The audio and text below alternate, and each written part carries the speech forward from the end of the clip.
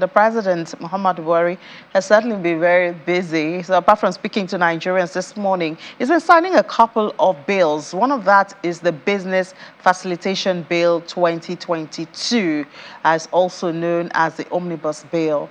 It's now a law, and it is to provide an enabling environment for micro, small, and medium enterprises. Now let's speak to a member of the technical committee that provided support to the President Enabling Business Council and drove that now law into existence. So we have Mr. Amal Umeke, partner Strain and Bland Partners, joins us virtually from Lekki. Good morning, Mr. Umeke. Thank you for your time this morning. When I saw this news, I was like, so what's new? We have PEBEC, we have ease of doing business, we have a lot of policies, but the business environment still has all those challenges, especially for the MSMEs. So why should we celebrate this felicitation bill or law now? Thank you very much. Good morning, and thank you for having me. I think, first of all, if it's for us to understand the background to it, right? So this is an act that is actually groundbreaking in Nigeria. This is because it brings together various legislations, right? And then amends them, which provide certain quick wins for the business community. So rather than have a system where you just amend a particular law, amend the probably CAMA or amend the Trademarks Act, for instance, you have a law that brings them all together and then provides an amendment that then provides some level of succor to the business community. Actually, in Africa, I think it started with Mauritius. Mauritius also has a Business Facilitation Act. And what has now happened is that the federal government, through the administration of the President Muhammad Buhari, and actually PBEC, which is headed by the Vice President and anchored by the Enabling Business Secretariat, headed by the Special Advisor to the President on Ease of Doing Business, has been able to say, look, what are those things that when you talk to investors, I was listening to the speaker before, who is based in Canada. And so when you talk to investors, what are those issues relating to transparency, issues relating to certainty in terms of timelines? What are those quick wins that if we remove these bureaucratic bottlenecks, if we're able to entrench some level of transparency, if we're able to entrench policies and codify policies that would weed out corruption in the system, without touting at the ports, that they would give some level of comfort and certainty to investors who would be willing to invest in Nigeria, and also open Nigeria up to more persons coming to do business in Nigeria. And so that is what the Act has now achieved, or is seeking to achieve, so to speak. And we're excited about it from an advisor point of view. We also think, talking to businessmen, that provides some level of comfort, which is why the business community is actually excited. So we know that one of those things, when it has to do with government and paperwork and all that, is the bureaucracy, administrative bottleneck. How does this deal with it, this facilitation bill? Okay, yeah. So what the Act actually now does, right, is to streamline issues relating to, for instance, timelines.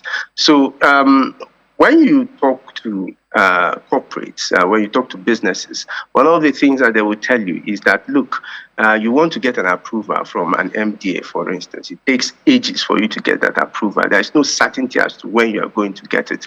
So, number one, it talks about things relating to default approvals. First of all, it says, okay, that you have to now publish some sort of service level agreement, right? What are the requirements by these particular MDAs? What would be the timeline within which you are supposed to give approvals? What are the products and services that you are even delivering as an MDA? And so it brings some level of transparency. Everybody would see that. right? So that's number one. Then number two is it then goes further to say things relating to timelines, for instance. If you say you are supposed to give an approval within 21 days, for instance, or you are supposed to give an approval within 3 months, for instance, and you don't do that as an MDA, it is deemed that you have given default approval to such a process or to such an application. So what that does is to give some level of certainty to investors or to businesses or to anybody who would be dealing with these MDAs. And then that helps to remove these bureaucratic bottlenecks that you typically experience when you are trying to carry on dealings with these government parastatals.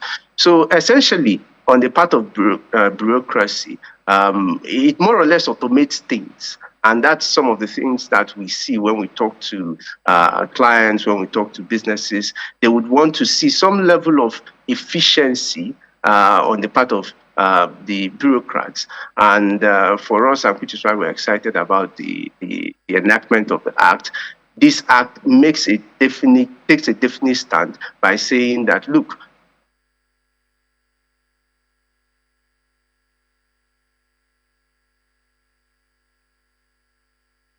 Yeah, I think Amal just muted himself and he's trying to.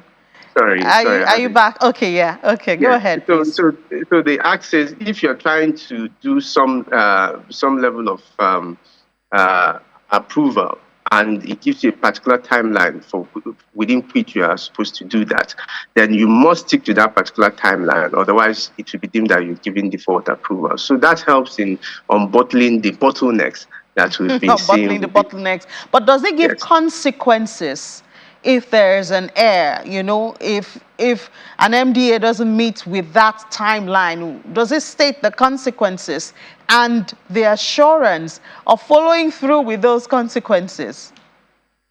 So in terms of consequences, like I've just said, issues relating to default approval, it's more or less a consequence. So it's saying that if you don't do this, so automatically the person who have done the application would have gotten the approval, right? So that's some level of consequences to this, right? Already, in terms of transparency, in terms of monitoring, there's the Executive Order 001, which was done by the president. And so what the law now does is to codify that. So in terms of consequences, what you see is that it makes this process self-acting in such a manner that if you do not follow through with what you said in your service level agreement, then the businessman, the business owner, the investor who has made these applications would be able to carry on with whatever approvals that they need. It is deemed that you've given them the approvals by default. All right. Then another issue when people talk about doing business in Nigeria is the issue of corruption. A rating in the last Transparency International wasn't good at all. Does it handle that? Yes, so that's one key provision that the Act makes. If you look at, let me give you an example. One of the greatest issues when you talk to people who do imports would be touting at the ports, right? That is one big maze, right, when it comes to issues related to corruption. So the Act makes specific provision prohibiting and banning touting, for instance, at the ports.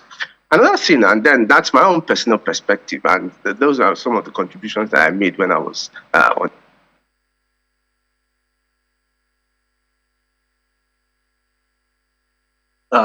If you look at issues relating to if you look at issues relating to corruption, and that is one that deals with digitalization, right? I think that if you have a system that is automated, that is digitalized, it reduces the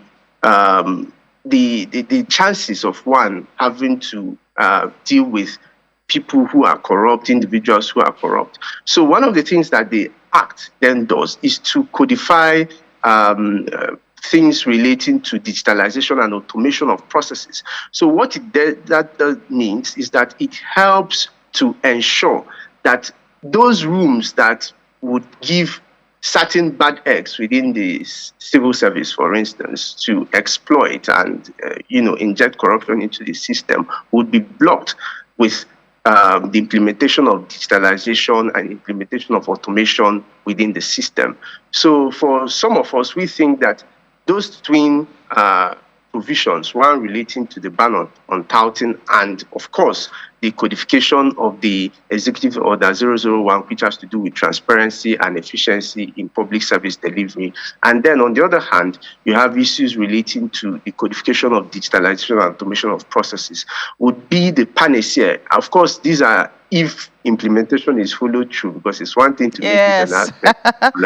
I think you just read my mind there, because we do have a lot of policies, we do have a lot of good laws, but when it comes to implementation, it seems we're not seeing much of that. So we'll try and see how we can push, for the implementation plan, not just having the president sign it. But thank you so much, Mr. Amala Umeke, Partners Strain and Bland Partners, for your time this morning. Thank you very much.